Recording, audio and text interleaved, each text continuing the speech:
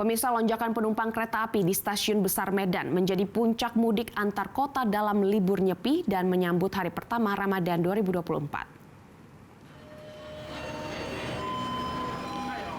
Sejak akhir pekan terlihat kepadatan penumpang memenuhi Stasiun Besar Medan. Libur perayaan Nyepi dan awal Ramadan menjadi momentum masyarakat pulang ke kampung halaman untuk berkumpul bersama keluarga. PT Kereta Api menyediakan sebanyak 37.600 tiket untuk tujuan sejumlah wilayah di luar kota Medan dan telah habis terjual.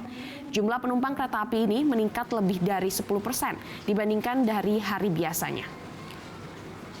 Diperkirakan Stasiun Besar Medan juga akan mengalami lonjakan arus balik penumpang pada pekan depan.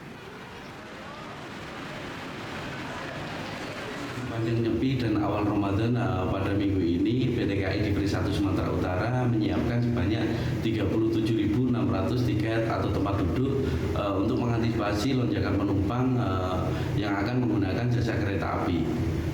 Kami prediksi pada libur panjang ini terdapat peningkatan sekitar 10% masyarakat yang menggunakan jasa kereta api.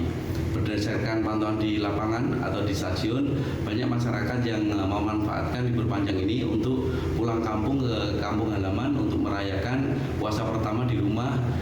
Jelajahi cara baru mendapatkan informasi. Download Metro TV Extend sekarang.